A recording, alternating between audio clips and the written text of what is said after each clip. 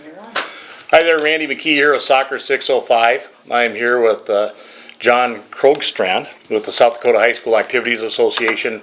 John is basically taking over where Bob Lowry left off and is in charge of lots of tournaments, including the soccer tournament. That's why we're here. So thanks, John, for being with us today. Yeah, you bet. Thanks for having me on. Well, you know, there's a lot of people asking a lot of questions, and that's why we're here, because we want to get it up on the site.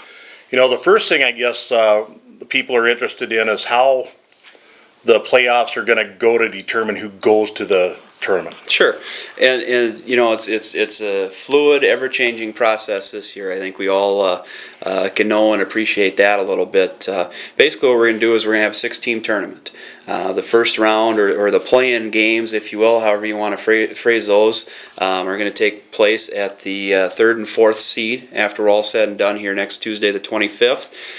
Those guys will know their points. They'll know that on Wednesday the 26th, and then be able to schedule those with the 3 and 4 hosting the 5 and the 6 respectively, and then the winners advancing to play in the state championship tournament then in Aberdeen the following Thursday and Friday up at Swisher Field. So a little bit of wild and crazy, and a tight schedule maybe a little bit, but you know, the points, I think the coaches and everybody are seeing that those are going to come right down to those last games as far as strength of schedule concerns and wins and losses and everything. It'll be really interesting to see how it plays out, but you know what, we're excited, and I think it's going to be a great opportunity to showcase soccer at the same level maybe as some of the other activities in South Dakota. Well, you know, people are really looking forward to that, and you know, one of the things that we keep hearing, you know, because we go everywhere, Sure. We're looking at soccer everywhere, and we keep hearing in some communities, yeah, we're ready to come on board, and then the next week, no, we're not ready to come on board, and I'm sure you're hearing a lot of that. What's your, what's your feeling right now about what's going on around the state and talking to some of these ADs? Well, I think part of it is just, you know, you're always a little unsure. You know, what's the old line? The only person that likes change is a baby with a dirty diaper. I mean, you have just so many interesting, unique dynamics out there, and especially with, you know, soccer, and it's been developed as a club sport. It's been maintained by parents and folks that are very invested into things, and you have to respect that and give those people their due.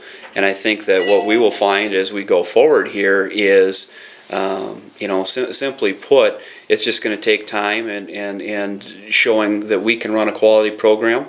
You know, that soccer is not 3rd or 4th rate activity, that we're treating it just like everything else, that it has top billing, it has its weekend in Aberdeen or Mitchell next year to be a showcase event, and that we're going to work with our friends at South Dakota Public Broadcasting to have these things televised, to have them promoted properly, and really to you know, identify and show, hey, these are our kids. These are South Dakota's kids attending South Dakota schools that are having an opportunity now to be recognized fully as such, and really just heightening the awareness, I think, is going to be a big thing as we move forward. And you're right. I mean, you talk to somebody one day and they say one thing, and the next day it's another thing. But I think what we can do, or, you know, control what we can control, and put on a great event, treat our kids first class all the way, and, you know, those little things of who joins when will take care of themselves over time. Well, I think you're absolutely right there. You know, last year I came over here and interviewed Bob Lowry before he left, and I was really impressed with the amount of thought that they obviously had put into bringing the sport on.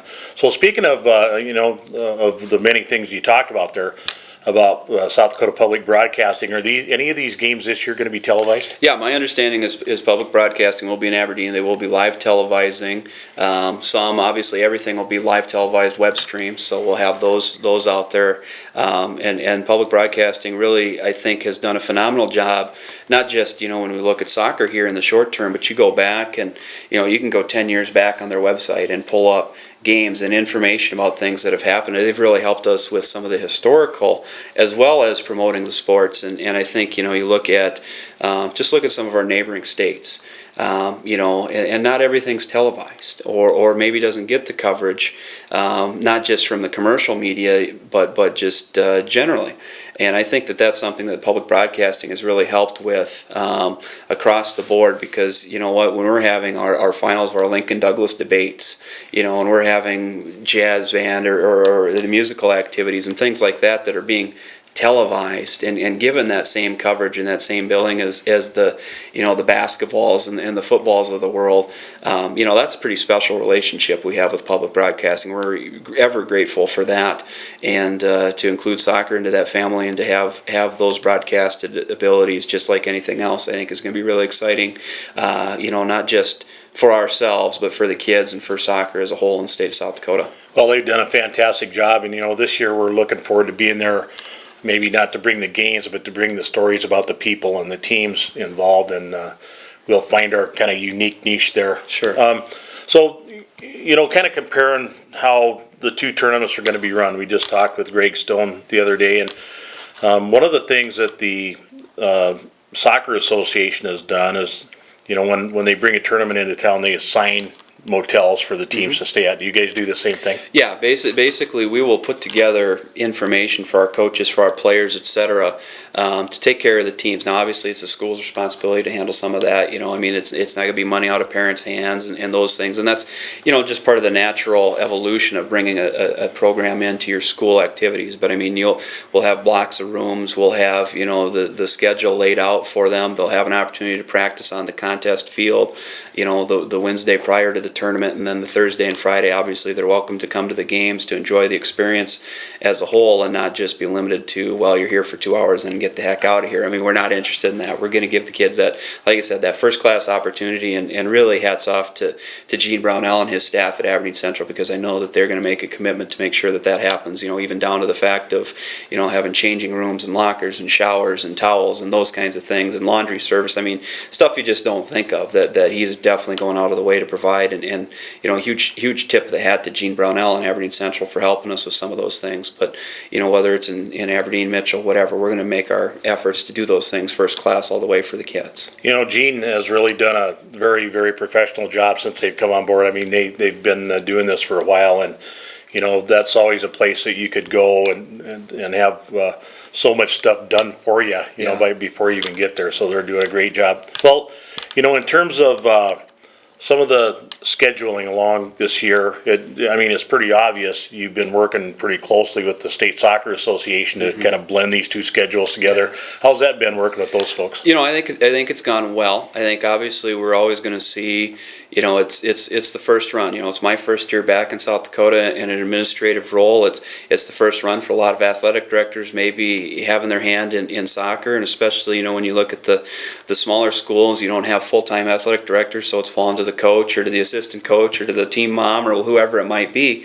There's a lot of shared responsibility out there, and sometimes that can be a great thing, and sometimes it can be a little confusing too. But I think what we will continue to do, whether it's our organization or the different member schools, is working together to make sure that both groups are taken care of, that we have that shared information, that shared connection, because I don't think that either of us is interested in, we're not here to eliminate one or eliminate the other. I don't think that's the point here. What we all want to do is what's best for our kids, and whether they're participating because their school district has graciously stepped up and made them a member school and given them that full recognition, or if because of financial concerns or whatnot, they're not to that point yet. I think that either way, we're still going to treat those, they're still our kids. They're still South Dakota kids. We want to do what's best for those kids, and that's where we need to be. And I think with officials, with scheduling and things, and PowerPoints, whatever it may be, there's always going to be room for improvement and things for discussion. But I think that much as the Soccer Association has, the Activities Association, we have our advisory committee, and we have the opportunity to make those recommendations, to make those changes, to take them and to grow the program and make it more accessible to others. And that's something we're definitely going to look to do for 2013 and beyond. One of the things we talked about with Greg Stone the other day was, every year, and for the last many years, as long as I can remember, the coaches always got together on Friday night and picked their all-state teams. Mm-hmm. Do you anticipate an all-state team coming out, and how is that going to be handled? I think, again, we've talked about that, and Greg and I had a conversation early in the year as far as what our thoughts might be as far as do you have two all-state teams? Do you have one meshed together? And that's tough. I think that it's something that I don't think necessarily the Activities Association, we don't need to be in the business of picking all-state teams. I don't need to pick an all-state team. That's not where I should be. I think that that's something that you'll see again through time, that the coaches associations, the coaches groups and things, like you said, getting together and taking that opportunity to make those selections. I think that that's something that will naturally evolve out of this, and how the coaches come to approach that and to recognize their kids, or working with members of the media to do that same thing. I think that that's kind of where we'll get to. But again, that's something that just simply put, I don't think is necessarily my role or the Activities Association's role, because we just that's not where we need to be. That's not what our interests need to be, and we need to be putting on a quality tournament and doing those kinds of things for our kids, and the accolades, the coaches, the media members, that's maybe where it needs to be the focus on there a little bit. Yeah, well, I guess on the High School Activities Association side, it's always been the sports writers or whoever picked that. So, well, it's good to know, because, those kids, we want to make sure that they get that recognition they deserve. So, just a couple closing things. Sure. Okay. You're a South Dakota boy. Yep. Where'd you grow up? Aberdeen Central. It was my graduating school. I was born in Gregory, moved to Mott, North Dakota, came back to Gregory, and then was in Aberdeen basically from 5th grade on. Graduated from Central. Went to college down at Wichita State in Kansas. Proud to say that I went there. It was a shocker. Came back, worked for a couple, 3 years in Aberdeen at Northern in presentation. Had some great experiences there, and then the last few years been in Nebraska as an athletic director, and now back here, quote unquote, back home in South Dakota. It looks to me like maybe you probably put a football helmet on and knocked a head or two back in the I was a gung-ho baseball player, and that was about it. I loved going to anything and everything and supporting teammates and friends and things, and again, there's a special relationship between Aberdeen Central and the soccer program, and remembering, my guys playing on a high school team and friends and things, and that was pretty cool, and to see them to be able to be part of that, and you're right, at the end of the day, that's where we want to get, and but I was at a school that if there was such a thing as a soccer and a wrestling school, that's what I was at in Columbus, Nebraska. We had great soccer programs, we had great wrestling programs, and maybe not the most traditional things, but it was phenomenal to see our kids come out and support soccer, to see our kids come out and support wrestlers, the sports maybe that don't always get that top billing, if you will, and that really I think had an impression on me, and I'd love to see that continue up here in South Dakota, whether that's the Sioux Falls, Washington, the Rapid City Central, the big schools of the world, or the Freeman Academies, the Mennos of the world, whatever it is, from the top to the bottom.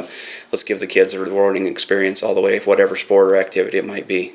I love to hear that. Well, John, I was very comfortable after I talked with Bob last spring, and even more so now. Perfect. So, good. Thanks very much for all you're doing. Thanks for the time. You bet. I'm sure we'll be back, because there's going to be more questions to ask. There you go. We'll see you in Aberdeen in a couple weeks. Absolutely. We'll be there. Perfect. Thanks. Thanks.